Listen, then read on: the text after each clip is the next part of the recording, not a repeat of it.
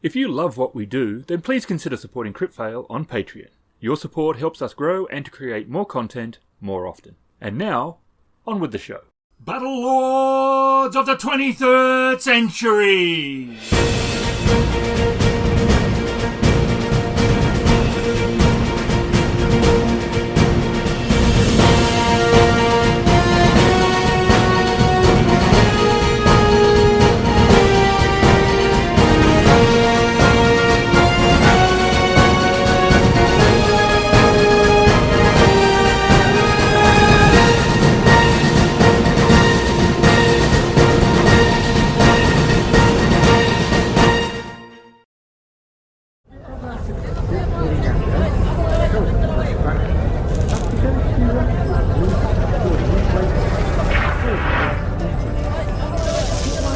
Alright, the planet you're on is huge. It is a sprawling metropolis of technology, but like with many other planets, everything is dirty. It's all dusty or needs fixing. It always seems like you're on a backworld planet. Even though there's new technology. Freya, a large sprawling metropolis, busy, always, never asleep. During the night, it's almost as lit up as during the day from the lights of all the buildings that are around, the steel and glass buildings that spire up into the sky as starships and planes forever flying overhead, and trains and buses and other craft on the ground ferrying people from one place to another. And your team, by your team I'm saying Emily's team. Why is it my team? Not 34th true. floor of a steel tower. That isn't all Bertsmerks, but you're in like an office that's part of Bertsmerks. You got other mercenaries around, Scissoraks and other ram pythons and Keen and other gen humans and Orions, all hovering around. But these guys are elite compared to you guys. They pay you no mind at all. They don't even acknowledge your presence. You guys are the noobs on the block, so to speak. You all know each other. You all came into Bertsmerks at the same time, so you all went through the same training. And that's how they create a team. You all showed up on Tuesday, so... Yep. That's right.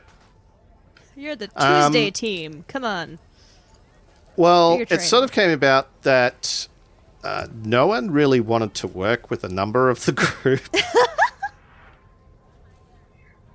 It's... I don't know who you're referring to. Feelings got hurt. There was some racial tensions, and the group ended up forming out of a need to just find a place for you. You're like the leftovers, not the rejects, but the leftovers. Yeah. I don't know what you're talking about. Looks so wounded. I am exceedingly tolerable, as that chart will show you. The only person who is likable in the group is a gen human. I'm not likable. I'm tolerable. Oh, tolerable. Yeah, apologies. I won't like you then. I will tolerate you. Hey, no, the chart is very clear. There's tolerate and there's preferred. And no one in this group prefers me, but they do tolerate me. You have the place that it's where you are is not exactly an office. You could consider it more of almost like a change room that has lockers where you store your equipment. It's got the smell of sweat and dank and pheromones and the air conditioning, it works half the time, and half the time when it is working, it's only working at half capacity anyway. There's always a rattle in it. There's always someone here, fixing up one of the vents, or some of the electrics in the room. The smell of gunpowder and burnt flesh, and sometimes during the days you'll have people coming in screaming or from wounds, who refuse to go and get treatment, more for the cost for anything.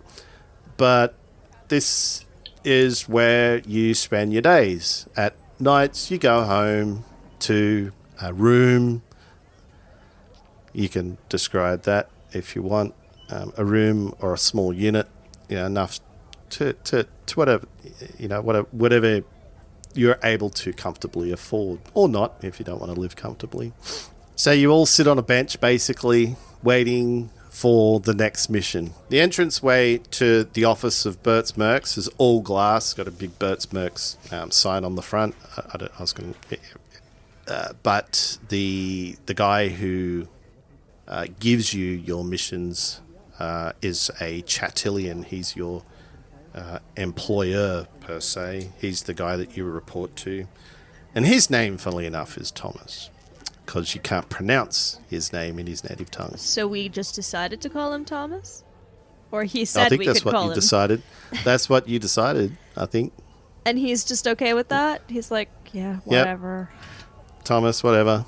Well, he's like, yes, whatever. You may call me this Thomas. Great. We will. You are sitting on your bench in the back corner next to the lockers. Yeah, waiting for your next scene. No, waiting for your next mission next to the lockers. Yeah, it's really a bench that's been set up for people to sit on and change, but you guys have been here for like 8 days now straight without a mission, with people coming and going. You still get paid, but I mean, the way you guys earn money. Oh, we still get paid. I thought you were saying we just showed up, sat there all day, like no, nothing. You sat there. Yeah, you do sit there all day for the last 8 days. You've sat there all day since joining Bert's Mercs, waiting for a mission. Whether or not you think it's a complete waste of time, but it's still paying for the meals and for where you sleep. A way Mercs end up earning money is not through the regular wage that you get over the course of a year. It's through what you're allowed to keep on the missions that you go on. Some of the loot, some of the weapons that you pick up.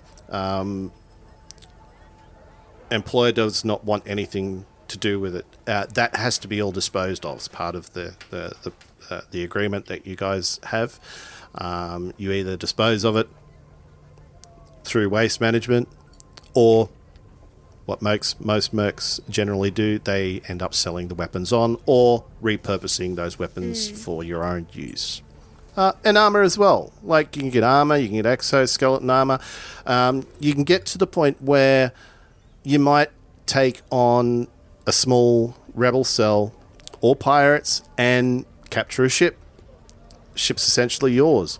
Reason being, the company doesn't want anything to do with it because it's probably going to cost them more to fix it up than and store it. All those fees associated with keeping that equipment. They get paid well enough as it is for jobs that they do. So, but keep in mind that you could end up needing to pay your mercenary company back for the damage that you do. So there is such things as black strikes. If you do something wrong, accidentally shoot a civilian, or intentionally shooting a civilian, will cost you money and give you black marks against your name. So what happens when you build up enough black marks? I think die. The sentence is death. Yeah. There is a green slime creature that has half of its body kind of hanging over the edge of the bench, and it's kind of drooping down sadly, like it's been a long time since they've been able to show their stuff. And yeah, they're just kind of hanging there, half off the bench. How do you wear your equipment? What equipment do you? Yeah, how do you carry anything? It's a good question. I absorb it. It's a part of You me. absorb it? I think so. It's part of you. So you're Even your weapon? but you're Yeah, like if you look at his thing, he does transparent-ish. actually- So if we look at you, are you just like full of weapons and stuff? So weapons specifically, I think I can. But all your normal like things, if we look at you, are you just full of your gear? Yes, I don't have that much. I just have armor and a gun. How does armor work on you? Mazians can harden their surface against attacks or form stabbing or slashing appendages. Right now, he doesn't have any armor or weapons on him. They're in his locker. Because he's just sitting on a bench waiting. So it's possible I don't actually have the weapons or armor. I can just form them at will because I've absorbed them in the past. All right, well, the big, gigantic lizard guy stands up, and he says, I'm Szak. Szak is happy to be member of team. Szak fights very good. Bring many smiles. And then he But sits we back haven't down. done anything yet, Szak. That's great, Szak. We still don't have a job though, so not that I care. It's better to get Job paid will for come. doing nothing. Big boss will tell Szak who to shoot. Szak shoot, Szak kill. Big boss happy, Szak get reward. I'm happy enough to be paid for sitting here doing nothing. Szak has spoken. Yes, he has. There is also sitting on the bench, looking fairly bored, but you don't get the sense that she's particularly eager for a job to come along either. She looks like a pretty normal human, with the exception of the gills and the fact that as she's sitting there tapping her foot in boredom, every once in a while she will look at her hands and they will sort of have different colors move across them. And then when she's bored of that, she'll just go back to staring at the ceiling. Yep. Doesn't seem well pleased to be there. Just kind of waiting. So Arkeeak is Eridani. He has combat fatigues that he's wearing and combat boots. Behind him is a long case. It could be a long musical instrument or a sniper rifle. It's that sort of size. And he We got no clue which. Can I ask, what kind of musical instrument is that long? Didgeridoo? Yes. He might have brought a didgeridoo. We Yes. couldn't. We Yes. who can say? Okay. It's also All right, space. I'm so corrected. I stand corrected. He met a weird Australian who was known as the Didgeridoo Man.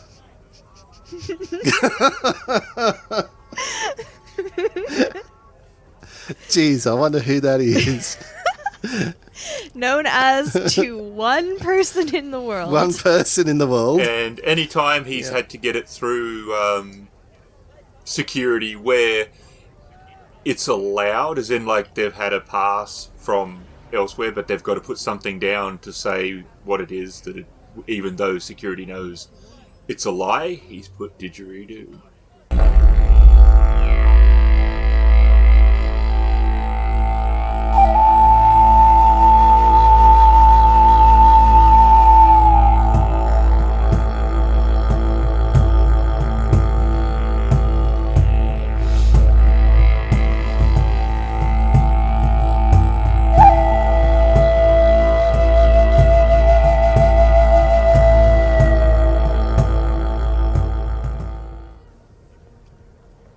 And he's very dark and brooding, and he leans over to Terra, and he glances at the slime. Do you think anyone's put any, like, fluoro inks in him yet? I don't know. anyone? Sorry. What are we calling him again? KY? Was that I don't think you guys have chosen a name for me yet. you But could that's recommend fine. something. I Just just go saying. by thump thump thump. And Yeah. he doesn't actually that's say not- thump thump thump. He makes the noise of his body kind of slapping against the ground 3 times. Yeah, we can't do that, though. So that's not gonna fly. Well, then I don't really care what you call me. What do you call yourself when you're sneaking? Because you can't be sneaking up to a guard and then we're going to say, where's the slime? And you're going to be behind the guard and you're going to go, thump, thump, thump. I usually don't talk when I'm sneaking. Well, no, I think it was more of a question of if that's the sound you make on the ground, how are you going to walk more quietly? That's never come up. I mean, I haven't Ever. been on a mission yet. Ever. Well, not really. I've had a bit of training, but I haven't been out in the field much. Zach, what do you want to call him? Why don't we just call him Thumper? Arkeeak frowns. I don't know, I don't see it. So Arkeeak turns around and looks at you and points at the frown. Do you see it No, now? I was... Yes, thank you. That's exactly what I meant. He nods, looks back at the big lizard.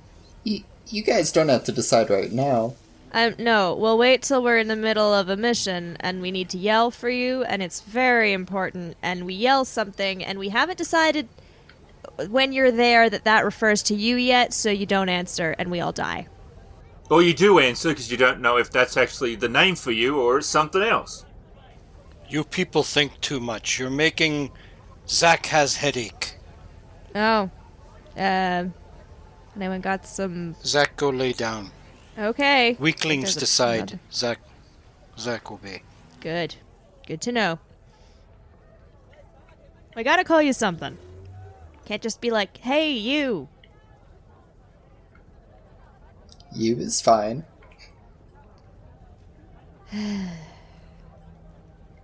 You want to be you. I don't particularly care. Fine, we'll just call you you, and it'll be very confusing.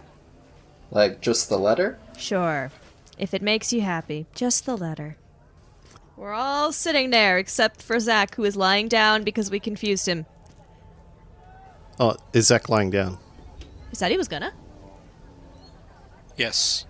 Szak's lying on a bench. On the floor. Well, wherever. Oh, on the bench. Floor, on a separate bench. Because all It is the a talk long about trying to aluminium name bench. the blob was driving him nuts. So he said, "You people are crazy. I'm going to go lie down." Above the bay, above the counter where Thomas works, there's a like a strip across, I don't know what you'd even call it, like an LED panel that flashes jobs. Like a screen? Yeah, it's like a screen, but like you see on the bottom of the TV, on the news Yeah. channel and the Just like news a things. banner going by with different things. Yeah, banner. Yeah. That LED banner, which has got jobs, successful completion, it's got stock options, it's got latest news, reports coming in. And this is pretty much all you get to watch most of the day. It's not very entertaining, but it sort of lets you know about what's going on in the sector.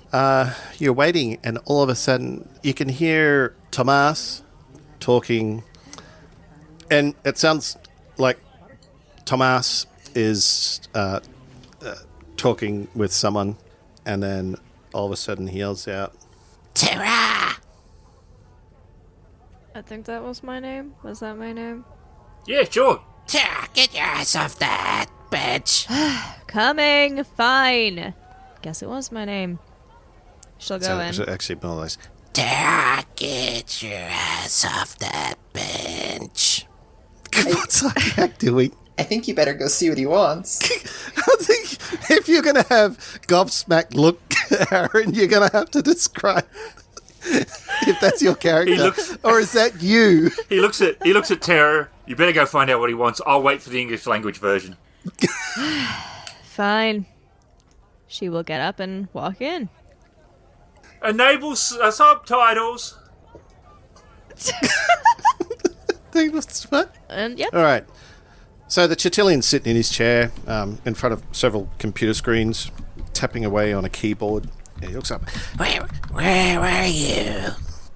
Literally right outside your office? Where do you think I was? The Chitilian stands up, looks over his counter, shakes his head and sits back down. Starts banging around the keyboard. And his face, as with most Chatilians, probably actually 99.999%, all look like they're always frowning. They never look like they're having a happy day. Or look angry at something. That just life in general, they always have that look. So anytime, even if he's happy, and you've seen him come in and you've seen him, even when he's talking to people, it sounds the same as him yelling at people. So you don't know whether he's annoyed, angry, or happy. It's only in the language that he uses. Oh, it's Becca.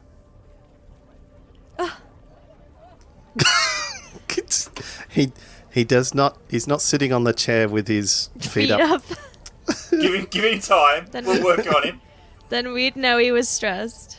So yeah, she's staring at him, waiting to find out what he wants. I have a job for you. Oh, joy. What is it? Why are you so excited? I'm not. What? Do you want the job or not? Sure, let's do a job. I have a job here from the Space Systems Development Corporation, the SSDC. Okay.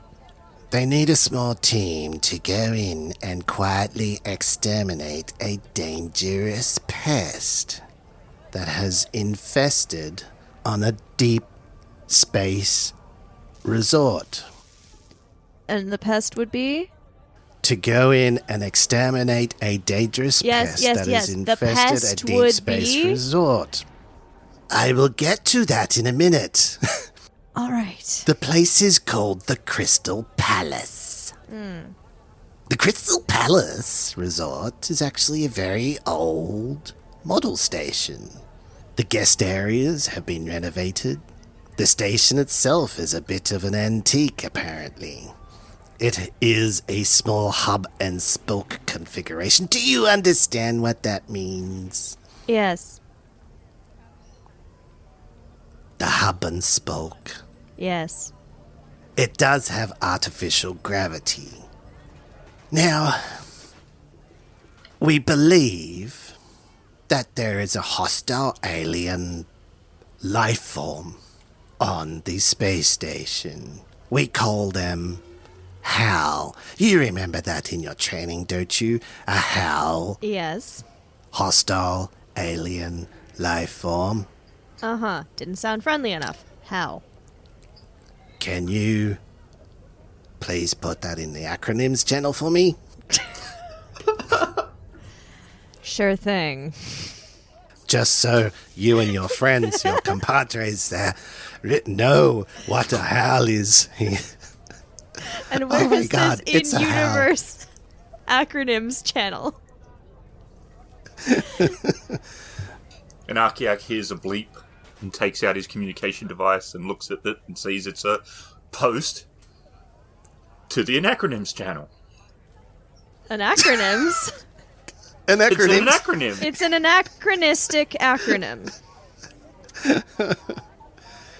Wait, did I say that? No. Aaron said it. No. Oh, Aaron said it. Yeah, Yeah. good. Good. I did get it right. Hostile So- alien life form. Got it. Yes, a hostile alien life form.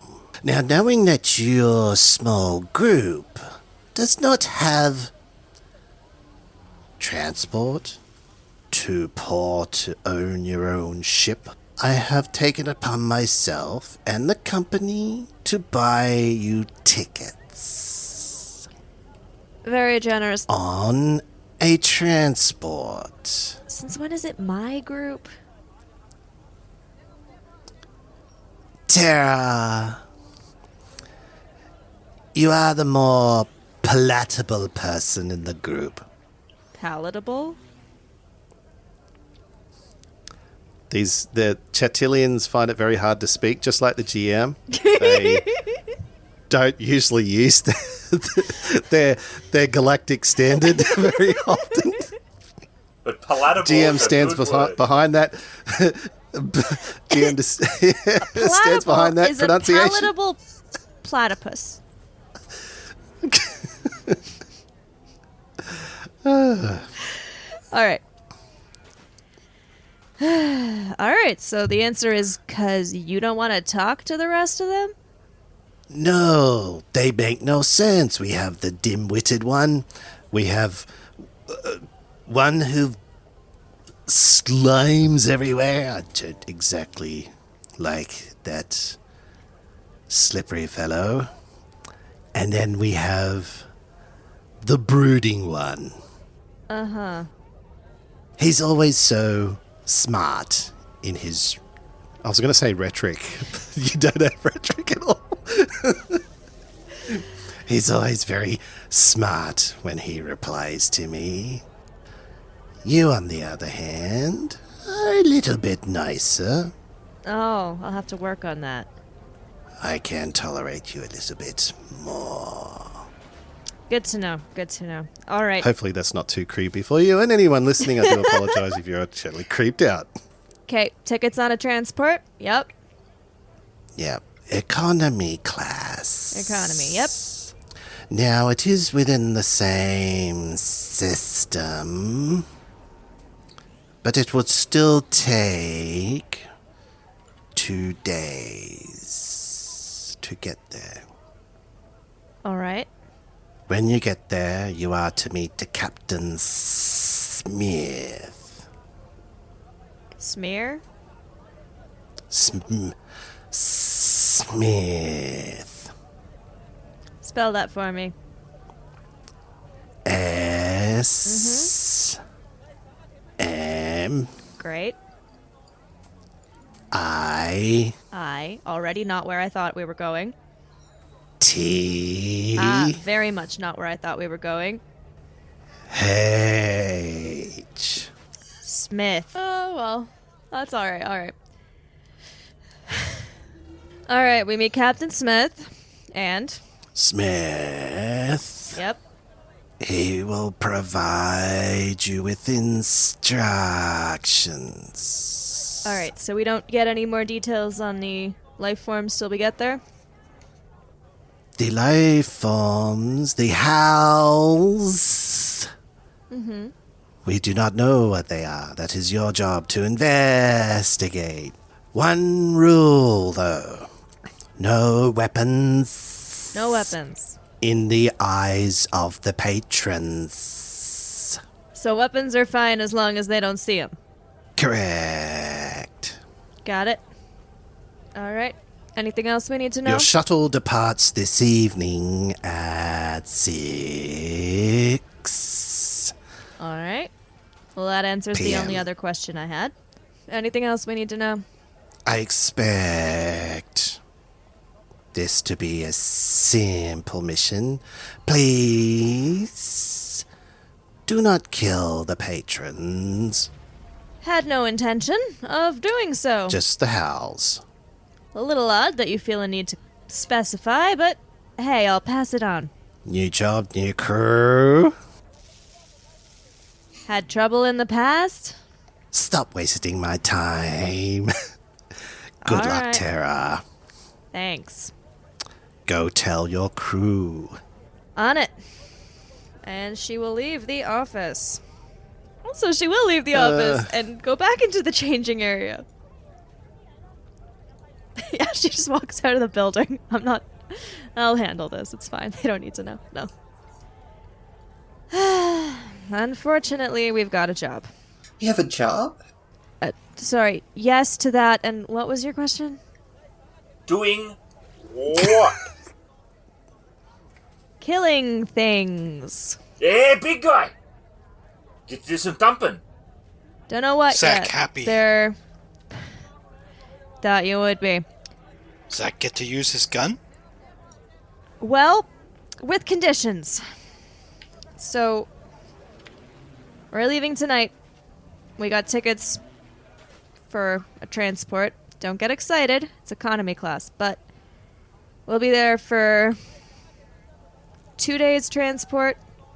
We're headed to a resort where we have been asked to exterminate some unwanted alien life forms. The catch being none of the patrons may see any weapons. I suppose it would ruin their vacation. Oh, they just don't see until I'm Szak pretty good at hiding kill weapons. bad aliens. You can use your weapons as long as there's no patrons around. I don't know what we're killing. We're not going to find out till we get there. We're supposed to meet a Captain Smith, who will give us more instructions. I have been told to specifically relay that we may only kill the hostile alien life forms and not the patrons, which I hope does not need to be said, but I am saying it. How do we know if they're the hostile ones? I assume we will get a description of what we're meant to be killing once we get there. Did he still say it like, hostile alien life form? Yes, he did. He also says he doesn't like your smart remarks. Is he still drinking that crotch water? Don't know, didn't ask. I wouldn't have drunk it. It wouldn't be fitting for an Iridani to be drinking that, isn't it? No way. Alright, we leave at 6. That's all I know so far. You know as much as I do now. Not Szak's job to question why. Szak is only do or die. Well, let's do and not die. Agreed. Human smart. It's what they made me for. That's why you're in charge. Everybody keeps saying that. I don't think so. Sounds troublesome. Arkeeak turns around, gets his case, starts walking, stops. What time is it now? That is an excellent question. I don't have wrists. Good to How know. is that related to the time? Check the scrolling banner thing outside the office. That's got the time on it. I was making a joke about the archaic human watch. You know, humans weren't the only species that created wearable timepieces, but anyway. He turns around, starts looking at the ticker tape thing going across. Ship with orphans, hit with drone. Yeah, the time's up there.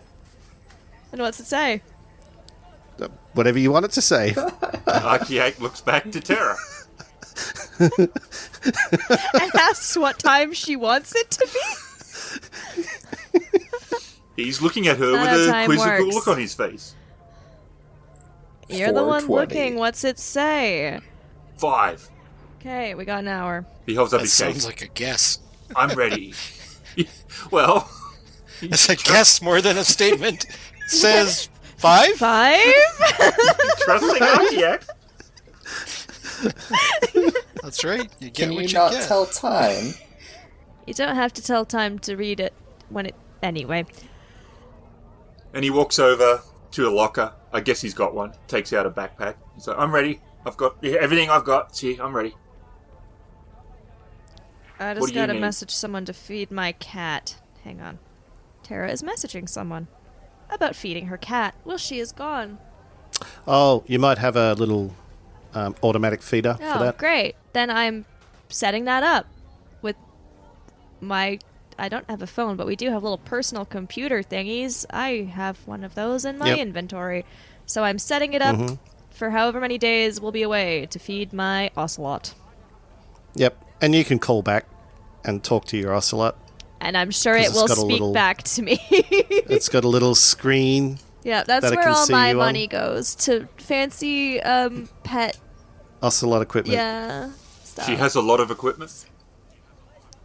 Ocelot equipment. Yeah.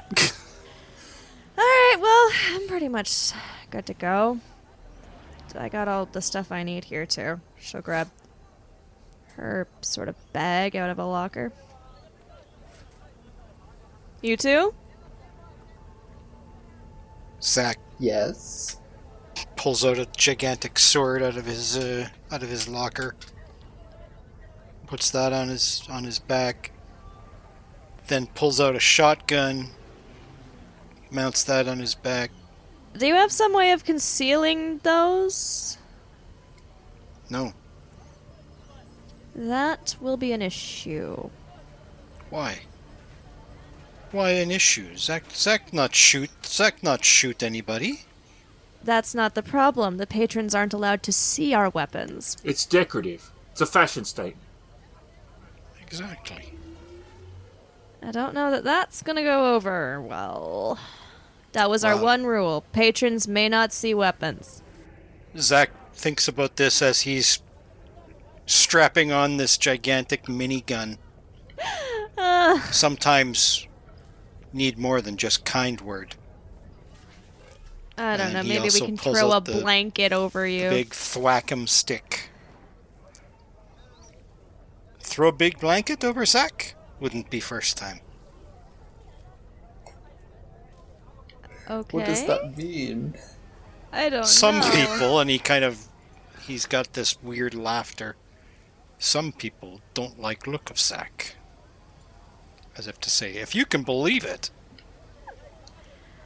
I meant more just so that people wouldn't see your weapons, but however you want to take it. Everyone else, concealable weapons, yes, no? Arkeeak points at the lizard. Szak is the weapon. He get it.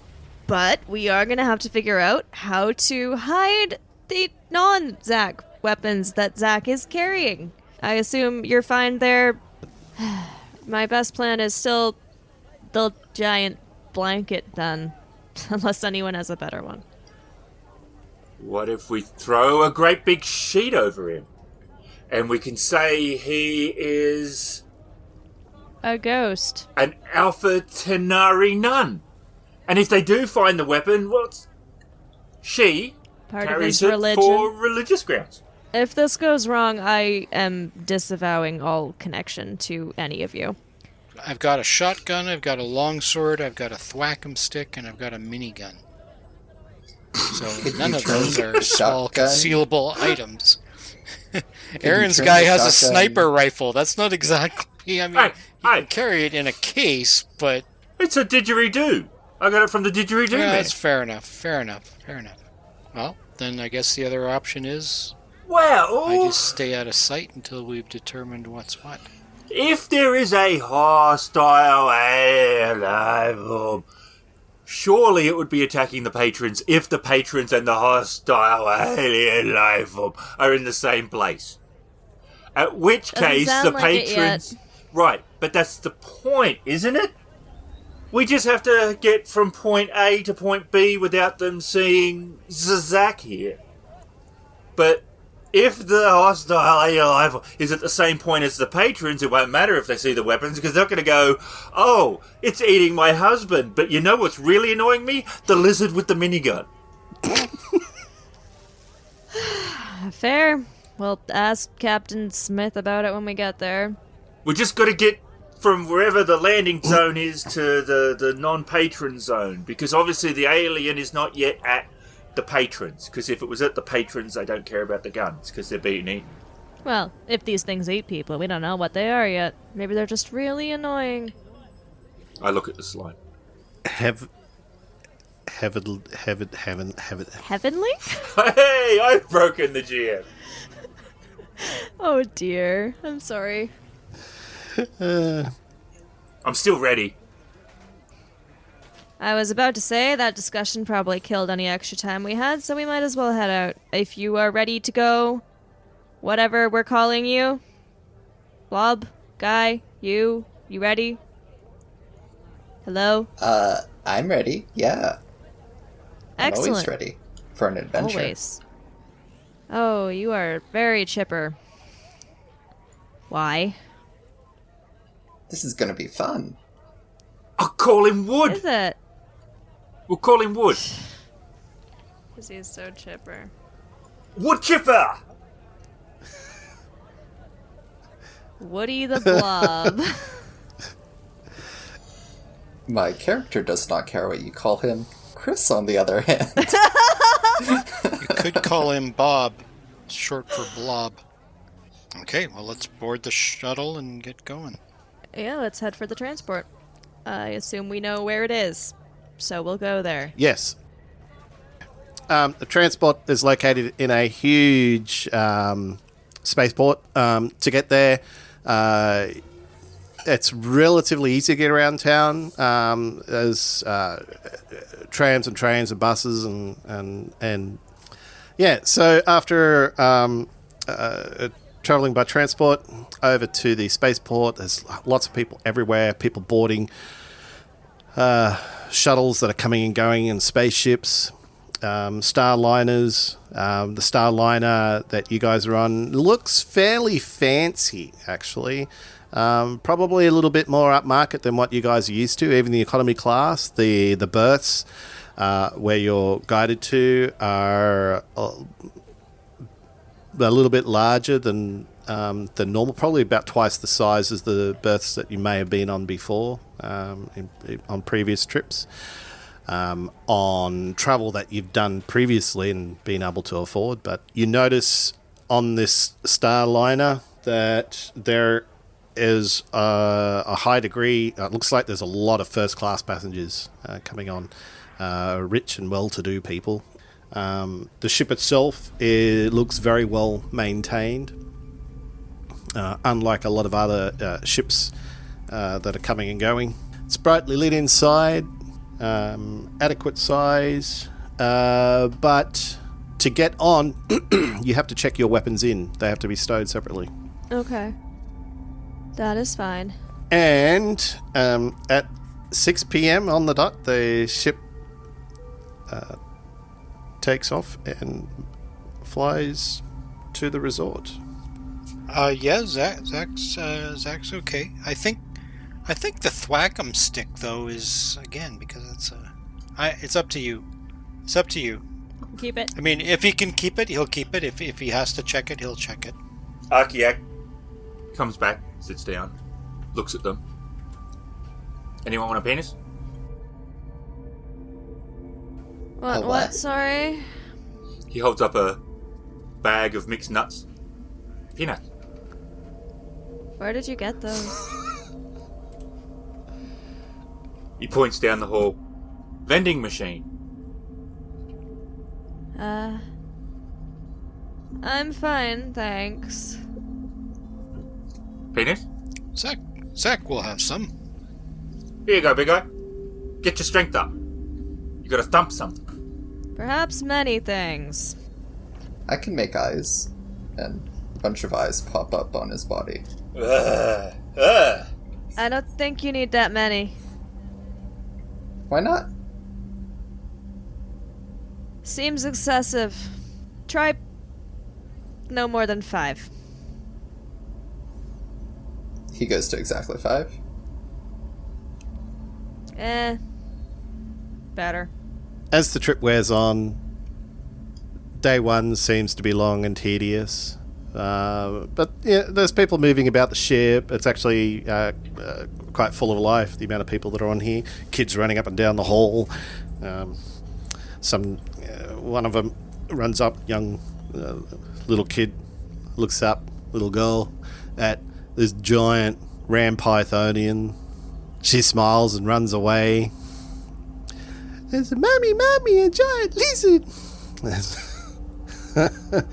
And after the first day, day 2 comes, you're nearing the end of the day of the trip, and you can see where you guys are heading to on the second day. As you get closer, you notice that your destination appears to be a huge nebula. Oh. It is quite colourful, very bright, with clouds of colour changing and luminescent wonder. It looks, if you are able to appreciate it, really, really beautiful. You can see why people would want to come out here. But as you near your final destination, looking out the port side window, you can see a huge space station. At first, it doesn't look that great. I mean, it's littered with lights, and it's moving in an anti-clockwise formation, moving, like rotating. It's definitely spoke configuration with tubes leading out to what leads to be a big tube around the outside, and lots of compartments. And it looks like a fairly aged station. On your trip there, probably Terra might have found this out. It's a high-end location, is where the rich go to blow off steam. Out here, it's considered deep space. Yeah. Your commonplace for people like this is commonplace. Common people out here tend to be really highly paid executives. Okay, so they're out here mainly, to look at the amazing nebula views. On the trip out on board the ship, there was gossip about what views to expect, what the station was like, who went there, and you might have even heard this. Some famous person on Tri TV or Tri TV. It's called Tri V. Some famous person on Tri V even visiting this resort. Okay. The station itself has been repurposed from an old mining station, so it's been upgraded since then. The top part, which looks like to have been an adaptation to a huge mining rig, is that spoke configuration. It looks a lot newer. The under part, which looks like to be the workings, probably providing the power and the recycling of air and water, is controlled by the bottom part. And the ship, the Starliner, comes into land on a huge dock that's 200 meters wide by 100 meters deep. And huge bay doors open up.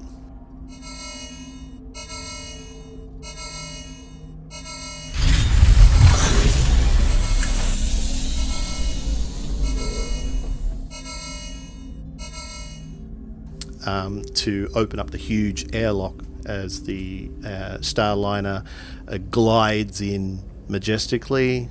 The airlock slowly closes. It's more like a half clamshell style bay as the clamshell doors slowly close down. The rush of air comes in through the shuttle bay, and people come out of the control room to walk down to the Starliner as the crew directs passengers off the ship. Okay. Your weapons have been stowed in cargo that you know of. It's normal operating procedure. You'll have to go and claim them at another, like a security center. Okay. Well, before we claim the weapons, we should probably go find this Captain Smith. I think that's probably a wise choice. Lead on, Imperious Leader. All right. I have no clue where Captain Smith would be. I like how Emily's the leader of the deadbeat gang. It's like the Dirty Dozen, but you're only 4 people. The dirty quads. Well, look. The Dirty Quad. One of the staff to the Starliner already knows why you're on board excellent. and directs you. Yep. Would you kindly follow me? He says. He's dressed in all white, in almost like a suit, with a smile on his face. Would you kindly follow me? Yeah. Yep. We'll follow. Terra kind of looks to make sure the other 3 are paying attention and following. He lifts his right arm up to scratch behind his ear, drops down as you guys follow him, and he, as you exit the shuttle, he leads you to what looks to be like 3 men waiting for you, all dressed in, if you can imagine, the white navy uniforms. So the first person you notice is a young human, barely an adult, who appears uncomfortable. The second guy is a burly-looking Orion, who's sporting a constant frown, with an impressive set of mutton chops on him. He's got a big jawline. And the last is a tall human with brown hair and a mustache. And he strides forward confidently and introduces himself. Hello, my name is Captain Smith. This is my communications officer, Roger, as he turns and points to the short human, who looks no older than 18, and my second in command, First Mate Clemens, he points with one finger to the stocky Orion, who grunts in response. Excellent. Well, I assume you know why we're here. For sure. Yes, of course I know why you're here. Now, follow me if you will. I'll take you to the command center. I've already organized your weapons to be sent there. You have to understand, though, they'll have to stay in the crates that they're being shipped in, so we don't want the patrons to see your weapons. How are we meant to kill the hostile alien life form without the weapon? Well, you will have the weapons, but if you will, I shall enlighten you on the situation. Yep, we'll follow you. And Captain Smith guides you from the well-appointed hangar to a very plush elevator.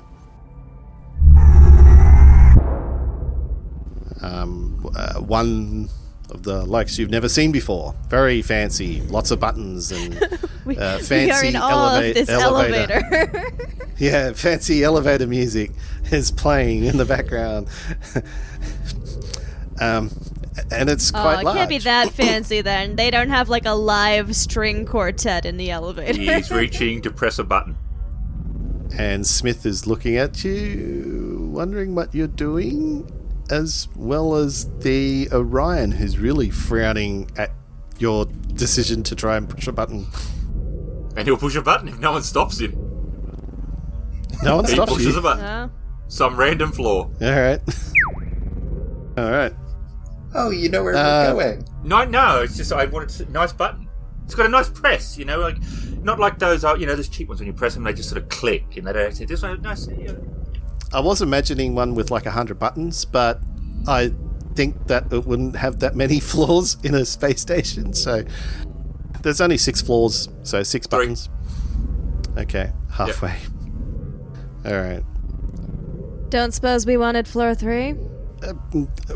Floor.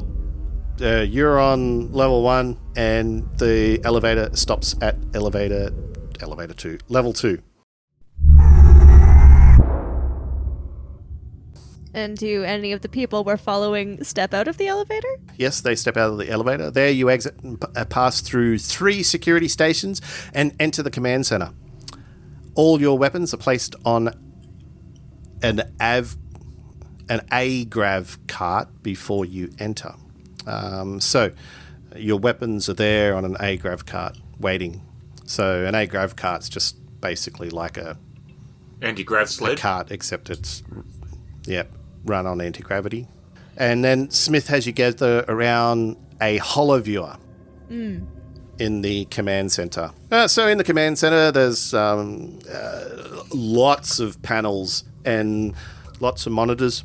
There's several people sitting at consoles. You can see on the monitors, one overlooking the hangar bay, another one's looking what looks to be over like a dining area, another one's looking down a corridor, and then he switches on the hollow viewer, and he says in a somber voice, "So here's the problem. As you know, this station is apparently infested with a hostile organism. This is a luxury vacation spot, and we don't want our passengers alarmed. And as a result, you'll be requested to wear civilian attire, or one of our uniforms, if you will. We don't want you toting heavy weaponry in front of the guests, okay? So, you're here to discuss this with just us and no one else. Got it. Here's what we know. About 3 weeks ago, we were hit by an odd, small interstellar debris storm. Evidently, it crosses our orbital path once every 1,000 years or so. So, no one actually was worried about it. And unfortunately, we didn't know that there were already 999 years to the count. Anyway, passengers began to complain about strange noises about 2 days after we hit the storm. All right, Roger. Play the audio from the tunnels. And Roger, who appears to be a comms officer, clumsily presses some buttons.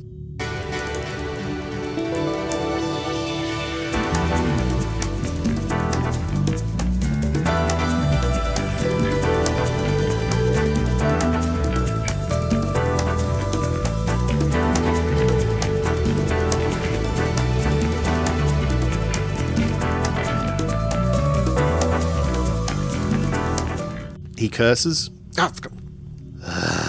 rolls his eyes.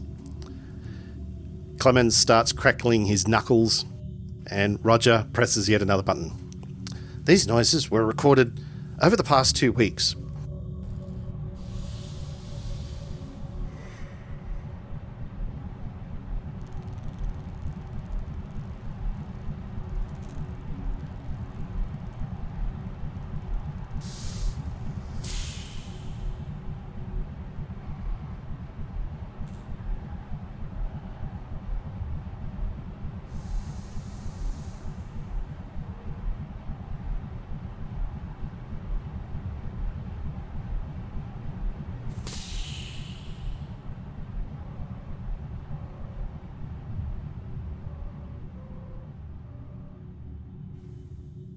Now, we originally thought that the station had undergone metal fatigue, possibly from a small interstellar debris hit. So, we sent in a repair team. The computer picked this up on audio an hour after they went in. And Smith then gestures to Roger, who presses a button, and you hear the sounds of...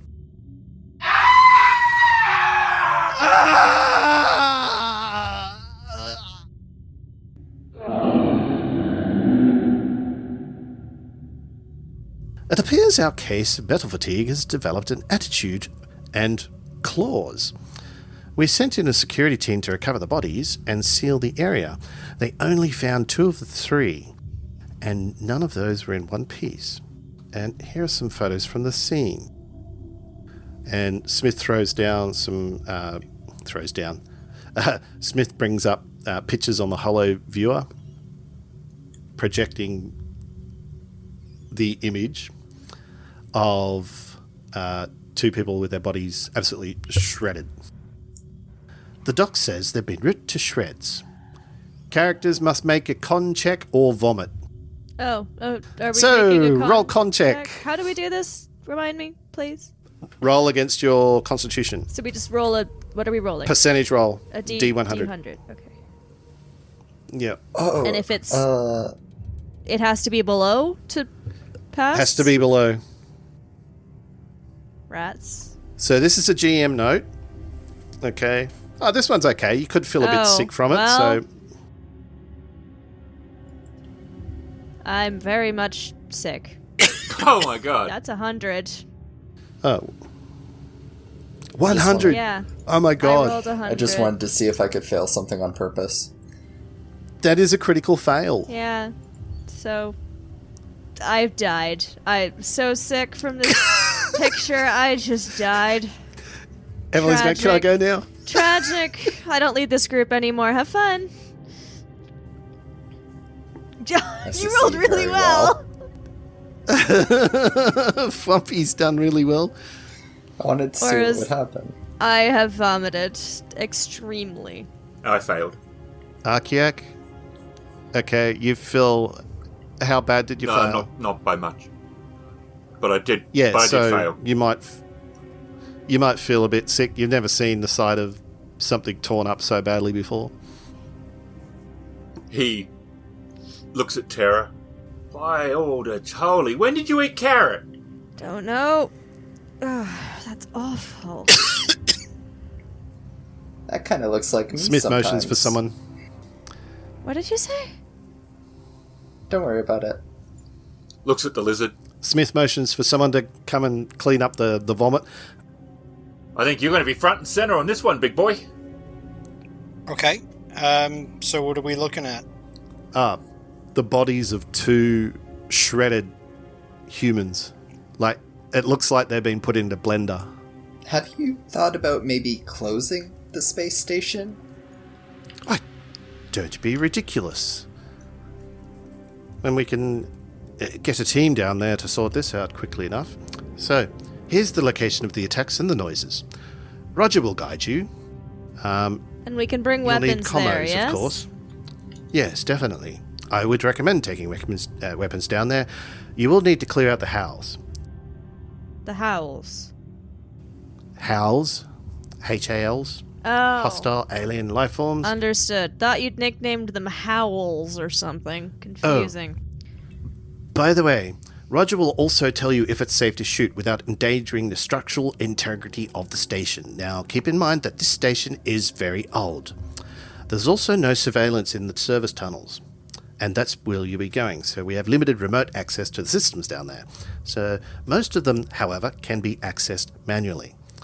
This resort is actually built off an old retrofitted mining station, and the guts of the old girl are quite antiquated. You want to get a Antiquated. different The guts of record, the old, mate. yeah, the guts of the old girl are quite antiquated. Antiquated. The guts of the old girl Szak, think you mean guts of the old girl. antiquated. are quite antiquated.